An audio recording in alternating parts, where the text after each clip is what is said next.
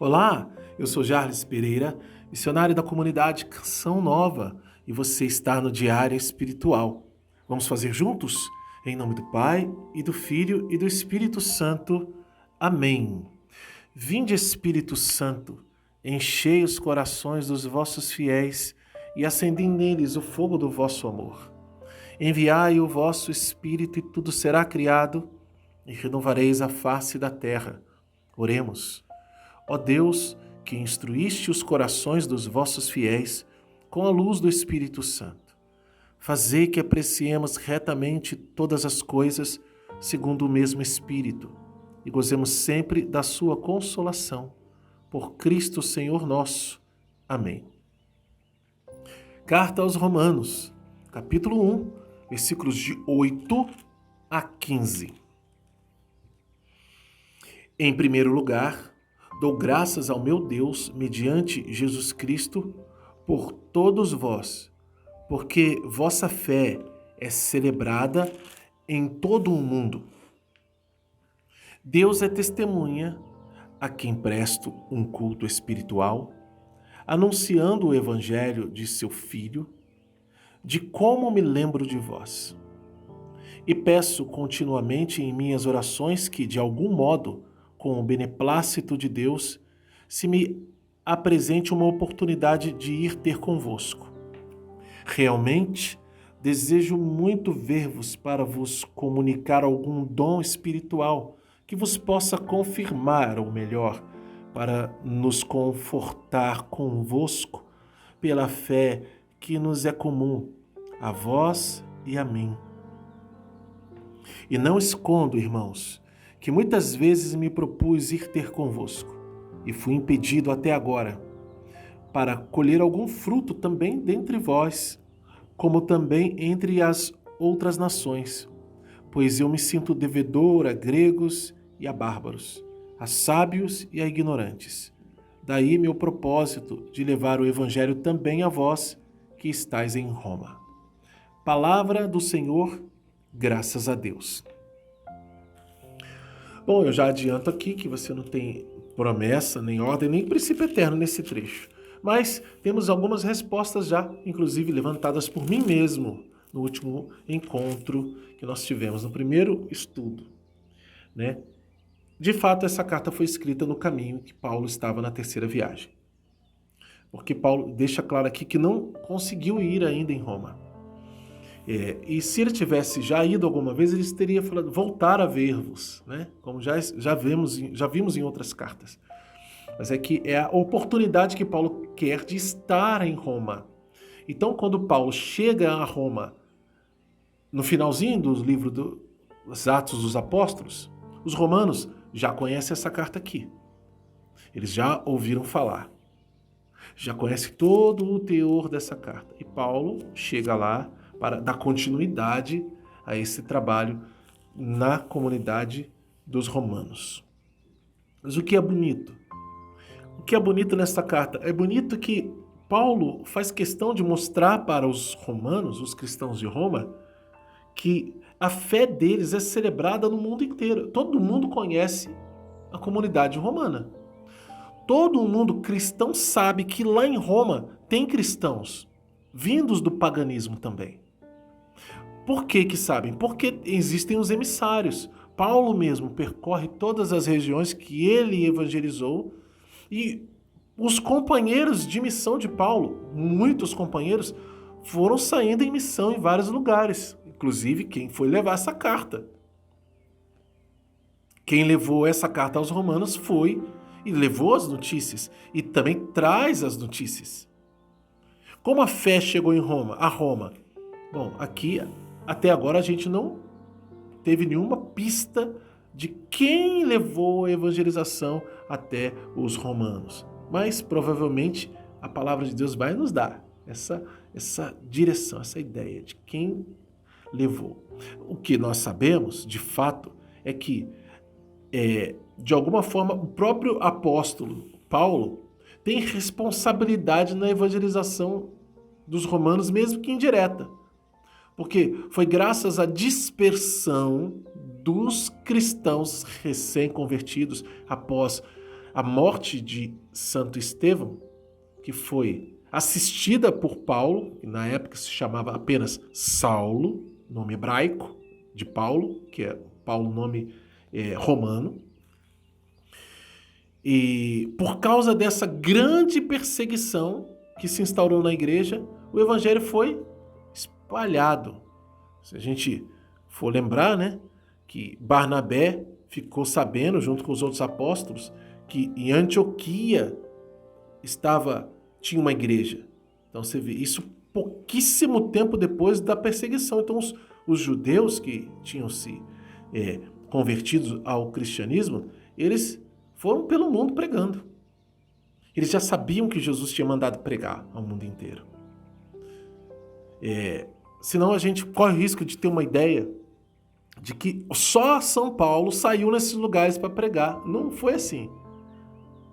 A Samaria era uma região dentro do Império Romano, né, próxima ali de Jerusalém e tudo mais, mas moravam judeus lá, mas moravam muitos pagãos.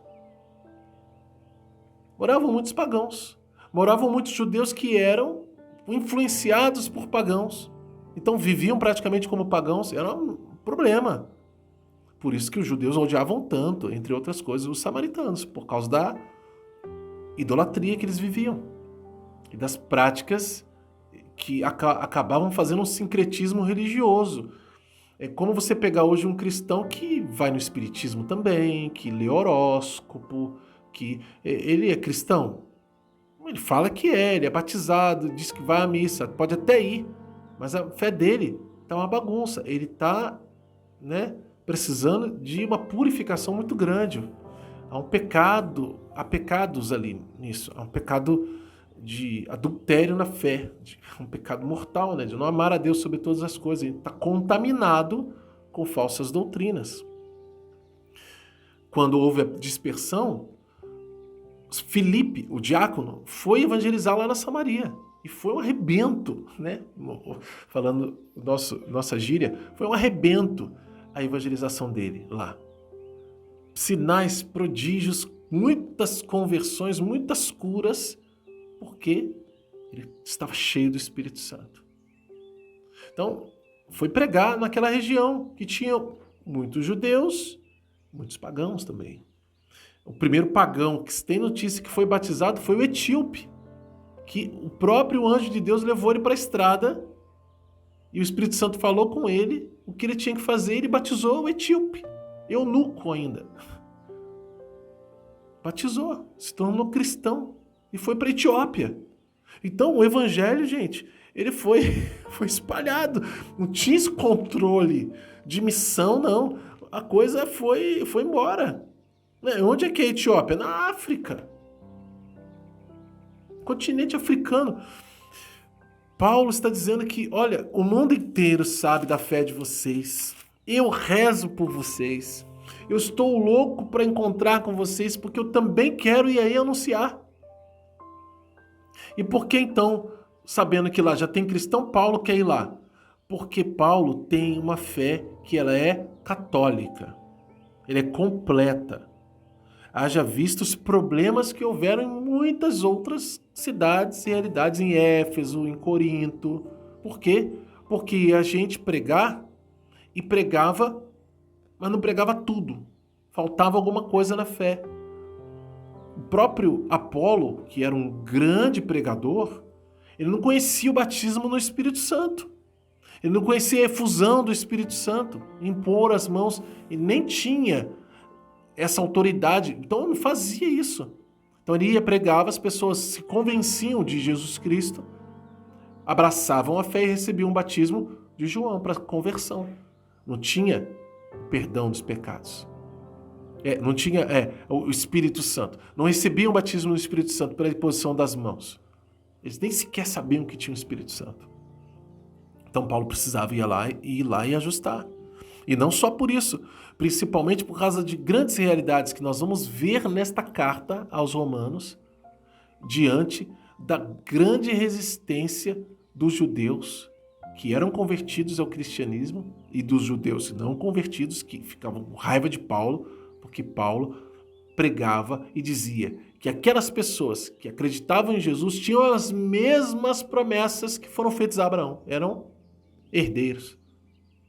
E não observavam a lei. Então isso foi um problema. Então Paulo, sim, foi o grande apóstolo para ajustar essas realidades. Nenhum dos outros foi capaz disso. Nós sabemos, porque já lemos a carta aos Gálatas, que Paulo teve que chamar a atenção de Pedro por causa dessa dicotomia, dessa dificuldade de Pedro se manter firme e não ficar com respeito humano por causa da lei. Paulo teve que dizer para ele: para de frescura, em outras palavras, é claro, né? Estou falando assim para a gente entender. Para de frescura, não seja hipócrita. Que você mesmo agora há pouco estava comendo com aqueles que vêm de origem pagã, agora porque chegou o pessoal de Jerusalém, que é circuncidado, você não quer. Como é que vai ser isso? Você mesmo teve a visão em Jope, você mesmo entrou na casa do pagão lá, centurião, e agora vai ficar assim? Nós sabemos que teve uma resolução lá em Jerusalém no concílio e agora você vai fazer isso? Veja, Paulo teve que fazer isso. Por quê? Porque não era fácil assumir diante de todo mundo que a lei, como os judeus acreditavam que deveria ser seguida, não era essencial para a salvação. Essencial era acreditar em Jesus Cristo e a partir do Evangelho, conhecendo as Escrituras, abraçar toda a fé que veio desde o início lá, que não é desprezada. O Antigo Testamento não foi jogado fora, tanto que você tem na Bíblia, eu tenho. Mas o cumprimento da lei como o judeu cumpria, isso não é necessário à salvação. Então isso deu muito problema, né? Deu muito pano para manga. Nós precisamos cumprir a lei. E onde é a lei? Qual é a origem dessa lei? São os 10 mandamentos. Por isso que Jesus lá na frente vai dizer, tem 2 mandamentos. Eu vou dar um novo mandamento. Primeiro, Jesus é interpelado no meio da sua vida aqui conosco por um fariseu, um escriba, se não me engano, perguntando qual é o maior mandamento da lei. Jesus responde. E depois ele pergunta quem é o próximo. Jesus responde com a parábola do bom samaritano, né? Mas lá na última ceia, no Evangelho de São João, Jesus diz, eu vos dou um novo mandamento. Amai-vos uns aos outros como eu vos amei. Jesus resume toda a lei, que para os judeus eram mais de 600 mandamentos. Dos 10 que Deus tinha dado, virou mais de 600 preceitos. E como Paulo vai dizer, né? Impossíveis de se viver. Impossível de se viver, né? Escravizou todo mundo na lei. Jesus vai fazer isso virar um mandamento para poder ser discípulo. Só que isso não foi aceito pelos judeus que eram convertidos ao cristianismo. E Paulo é muito combatido. A gente já viu isso e vai continuar vendo nessa carta também. Vamos anotar no nosso diário? Não tem promessa, nem ordem, nem princípio eterno, como eu já disse, mas qual é a mensagem de Deus para você? E como colocar isso em prática na sua vida? É isso que nós vamos anotar no nosso diário, anote, e vamos lutar para viver. Convido você que é novo aqui no canal a se inscrever, acionar o sino da notificação e deixar o seu like, porque o seu like evangeliza. Juntos, vamos fazer a Bíblia toda com a graça de Deus? Seguindo o método A Bíblia no Meu Dia a Dia, de Monsenhor Jonas Abib? Então, está feito o convite. Aqui na descrição do vídeo você encontra tudo o que precisa para começar direitinho o método conosco.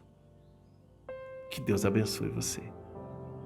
Ó Maria, concebida sem pecado, rogai por nós que recorremos a vós.